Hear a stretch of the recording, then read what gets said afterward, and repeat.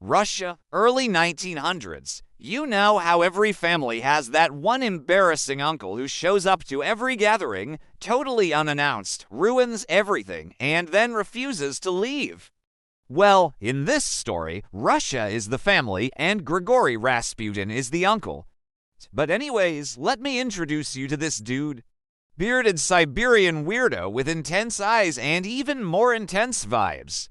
Monk, mystic, maybe a healer, maybe a con man, but definitely not normal.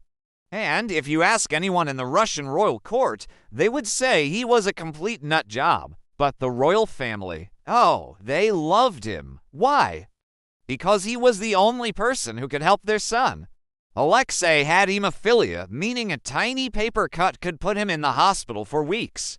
Rasputin, he heard that and said, I can probably fix that. And before you ask, no, he wasn't a doctor. In fact, he didn't have any medical training whatsoever. But that didn't stop him from acting like one. He prayed over Alexei, whispered weird stuff, told everyone to calm down, drink holy water, and magically the boy got better.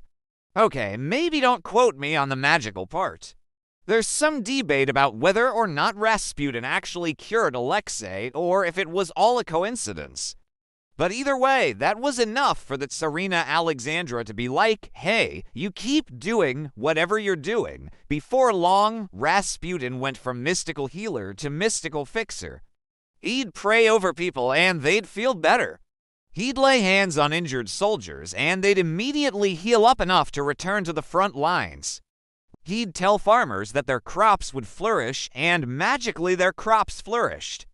He also spent a lot of time telling people what they wanted to hear, including the Tsarina, who started taking his advice on everything from mystical healing to politics.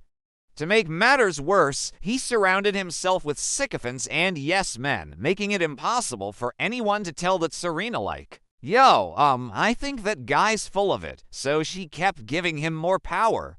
Before long, Rasputin was influencing state decisions, firing and hiring ministers, and even choosing what food the imperial children ate at dinner.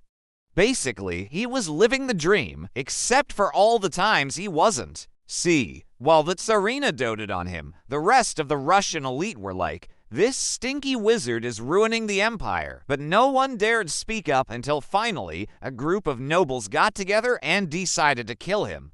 And if you've ever been invited to one of Rasputin's infamous orgies, you'll know exactly where this is going. Let's just say poison didn't work on a guy who regularly doses himself with little drops of poison. Then they shot him in the chest. Sure, that worked, but only for about 3 seconds because Rasputin just shrugged off the bullet and stood up. Like, whoa, guys, bullets don't work on me. Maybe you should try shooting me again. And they did, twice, still no cigar. So they started pounding him with a lead pipe. Then they bound him and threw him into a freezing river. But Rasputin, bless his soul, refused to die.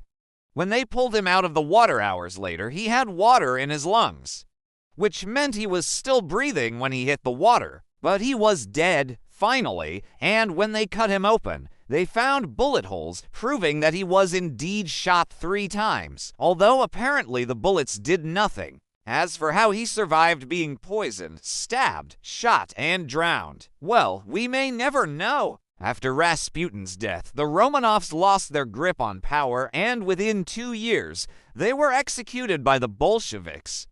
And yet somehow, Rasputin became the scapegoat for the entire Romanov fiasco, the embodiment of their decadence, delusion, and uncanny ability to surround themselves with terrible advisors. And as for Rasputin, well, he took the Russian Empire down with him. So, to recap, he wandered into the royal family's lives unannounced, became a royal power broker, refused to die, and then died anyway, but not before causing as much destruction as he possibly could. And if you want more tales of ridiculous royal villains, then stay tuned because history is stranger than fiction.